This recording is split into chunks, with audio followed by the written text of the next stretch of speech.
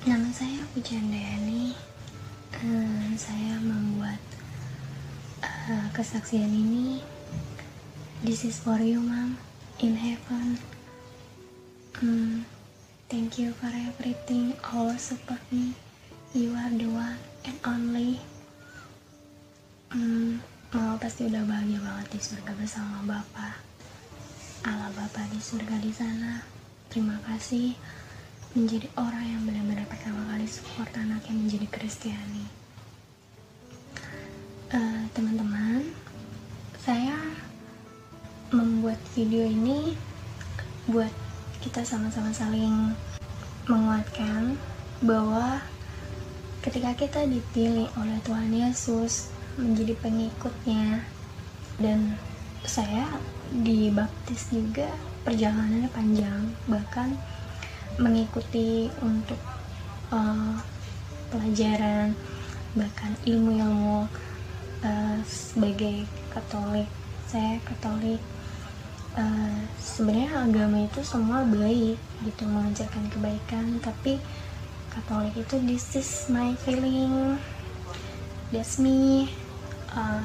Dan saya memutuskan untuk bisa jadi Katolik itu ya seiring berjalannya waktu, dan saya bertahan menjadi Katolik saat ini benar-benar sendiri.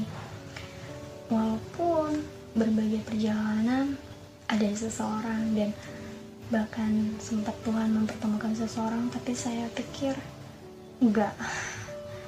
bukannya nggak normal, tapi saya masih menginginkan untuk bisa mengikut Kristus ketika Kristus memilih saya sendiri. Apa itu arti salib dan perjuangan menjadi seorang wanita yang benar-benar gak sembarangan dipilih oleh Tuhan. Saya dapat mimpi dikasih salib yang sangat besar, putih, dingin, dan rasanya itu berat banget. Ya, this my life gitu. Ya, inilah hidup saya saat ini. Untuk kedua kalinya lagi saya diusir dari rumah, dan hal yang saya gak terima adalah saya gak diakui, dicoret oleh keluarga itu yang benar-benar keluarga membuat saya menjadi saya untuk time to go. Seperti Injil yang tertulis di Alkitab, bahwa Injil Lukas, hal mengikut Yesus. Ketika Yesus dan murid-muridnya melanjutkan perjalanan mereka, berkatalah seorang di tengah jalan kepada Yesus, "Aku akan mengikut engkau kemana saja engkau pergi." Yesus berkata kepadanya, "Serigala mempunyai liang dan burung mempunyai sarang, tetapi anak manusia tidak mempunyai tempat untuk meletakkan kepalanya." Lalu ia berkata kepada seorang lain, "Ikutlah aku." Tetapi orang itu berkata, "Izinkanlah aku pergi dahulu menguburkan Bapakku." Tetapi Yesus berkata kepadanya, "Biarlah orang mati menguburkan orang mati, tetapi engkau pergilah dan beritakanlah kerajaan Allah di mana-mana." Dan seorang lain berkata, "Aku akan mengikut engkau Tuhan, tetapi izinkanlah aku pamitan dahulu dengan keluargaku."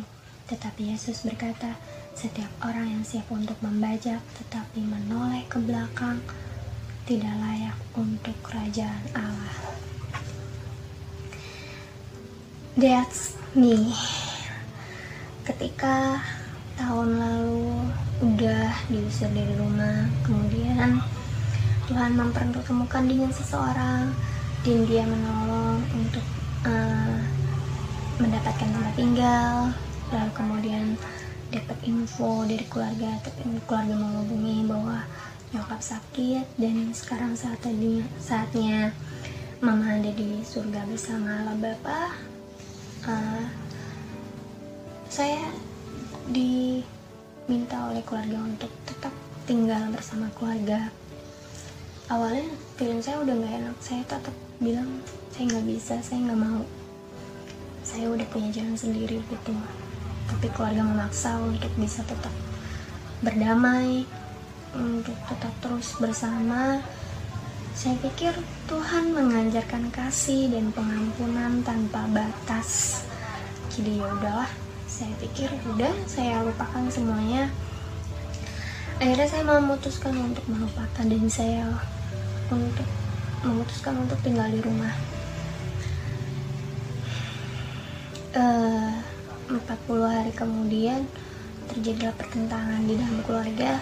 Hal yang sepele, terjadi pertentangan, bertengkar, dan sampai terakhir kemarin itu setahunnya nyokap udah di surga, dan saya memutuskan untuk bisa pergi dari rumah.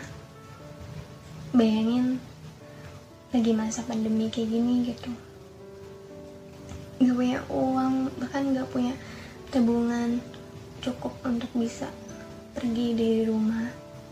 Akhirnya memutuskan untuk menghubungi teman, sempet kayak tinggal di panti asuhan aja gitu, karena saya pikir ya udahlah, hidup melayani Tuhan gitu. Saya ingin hidup benar-benar untuk Tuhan, karena Tuhan yang memilih saya untuk menjadi pengikutnya. Ya akhirnya teman-teman bantu, gak jadi di panti asuhan. Dia bilang katanya tinggal di rumahnya, bantu nyokapnya yang lagi sakit. Saya pikir ya udahlah, itu juga termasuk melayani kan. Dan akhirnya ya udah, saya pikir juga yang penting saya ada tempat kedamaian. Ternyata dari situ ada lagi sebuah pertentangan. Makanya saya bilang, buat saya secara pribadi, Katolik is not that religion. Tapi bagaimana kita bisa kita sama-sama mengimani Kristus gitu. Tapi ya udahlah, saya juga gak mau menghakimi dia. Cuman buat saya bad feeling. Saya benar-benar ngerasa, bayangin malam-malam saya dari orang tua teman gitu kan, saya dibilang malam-malam suruh ke panti asuhan. Dari situ saya mencoba menghubungi Romo yang membaptis saya, dan Romo bilang panti asuhan itu kan untuk anak-anak, kamu udah gede gitu. Saya memang udah besar, usia saya juga udah bukan remaja lagi. Saya sempat juga bekerja di instansi Katolik, tapi ya itulah yang namanya, dimana pasti ada aja orang yang gak suka dengan kita, baik yang seiman maupun enggak. Saya sudah melakukan yang terbaik menurut versi saya, tapi selalu saja dibilang salah. Ya itu hak mereka sih, saya juga gak mau ambil ribet. Saya bukan yang gak bisa bekerja, tapi saya sudah melakukan pekerjaan itu sesuai dengan Tuhan yang ajarkan. Tapi saya pikir this is my life itu, dan di situ akhirnya saya sampai saat ini kosan saya, dan saya menghubungi teman saya untuk bisa membantu saya. Puji Tuhan lah, dia mengerti apa itu perjuangan hidup, dan kita kenal udah lama sih, dari tahun 2016 sampai sekarang. Oh ya, ini luka, bayangin ya, di saat benar-benar udah pasrah banget dengan kematian, tapi Tuhan masih berikan hidup, nyawa. Ini luka benar-benar gak akan pernah terlupakan. Di saat sepenuhnya udah gak sanggup benar-benar mengikut salib, udah pasrah gitu loh dengan orang-orang yang selalu menyakiti kita, yang gak mengerti isi hati kita, perasaan kita. Oke lah, fine too. It's time to the you can make it the logic. I do gitu. Cuman kan kalau di gereja saya mengajarkan semakin beriman semakin berbela rasa. Tapi Tuhan, mungkin ini karena emang saya selalu beribadah, saya selalu mengandalkan Tuhan. Mungkin Tuhan saat ini masih memberikan saya nyawa, nafas, bahkan untuk harus tetap kuat dan percaya bahwa suatu saat nanti kamu akan menjadi terang dunia. Teman-teman, ada satu firman Tuhan lagi yang membuat saya menjadi kuat, dan inilah kenapa saya memutuskan saat ini saya menjadi sebatang kara, karena di Injil bersabda, segala sesuatu harus dilepaskan untuk mengikut Yesus. Injil Lukas ayat 26. Jikalau seorang datang kepadaku dan ia tidak membenci bapaknya, ibunya, istrinya, anak-anaknya, saudara-saudaranya laki-laki atau perempuan, bahkan nyawanya sendiri, ia tidak dapat menjadi muridku. Barang siapa tidak memikul salibnya dan mengikut aku, ia tidak dapat menjadi muridku. Sebab siapakah di antara kamu yang kalau mau mendirikan sebuah menara tidak duduk dahulu membuat anggaran biayanya? Kalau cukup uangnya untuk menyelesaikan pekerjaannya itu, supaya jikalau ia sudah meletakkan dasarnya dan tidak dapat menyelesaikan, jangan-jangan semua orang yang melihatnya mengejek dia sambil berkata, orang itu mulai mendirikan, tetapi ia tidak sanggup menyelesaikannya. Demikian pula lah tiap-tiap orang di antara kamu yang tidak melepaskan dirinya dari segala miliknya tidak dapat menjadi muridku. Garam memang baik, tetapi jika garam juga menjadi tawar, dengan apakah ia diasinkan? Tidak ada lagi gunanya baik untuk ladang maupun untuk pupuk, dan orang membuangnya saja. Siapa mempunyai telinga untuk mendengar, hendaklah ia mendengar. Teman-teman, itulah mengapa saya saat ini tetap keep be strong, tetap percaya bahwa kasih Tuhan selalu menyertai kita.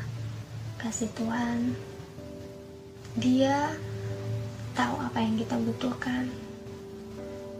Tuhan gak pernah marah walaupun kita udah banyak menyakiti Dia, kita berbuat dosa. Bayangin, dulu itu saya tuh muslim 100% gitu, pakai jilbab, Al-Quran saya tahu, saya hafal banget gitu. Kayak saya berpikir, saya benar-benar merasa, Tuhan terima kasih, saat ini saya sudah menjadi manusia baru, menjadi yang baru, dan tetaplah menjadi yang terbaik walaupun gak pernah dianggap dirimu baik, dirimu salah, dirimu selalu rendah, itu hina, ya itulah Tuhan Yesus banget gitu. Intinya saya membuat ini karena saya udah gerah banget ya rasanya ketika mengumpat untuk menjadi pengikut Kristus. Karena buat saya, Dia gak pernah buat saya kelaparan, walaupun makan seadanya. Saat ini saya benar-benar mengandalkan kekuatan Tuhan sambil bertekun dalam melakukan aktivitas yang sewajarnya saya lakukan, sambil ya bekerja juga apa aja, yang penting kita gak melukai Tuhan dan pelanggaran Tuhan. Intinya itu aja. Kita harus mengakui Kristus, kan Tuhan juga bilang, barang siapa yang tidak mengakui aku di hadapan manusia, aku juga tidak akan mengakui dia di hadapan Allah. Intinya itu, Injil berkata seperti itu. Teman-teman, saya cuma mau minta doa dari teman-teman buat saya untuk tetap terus kuat dalam menghadapi salib yang sangat luar biasa ini.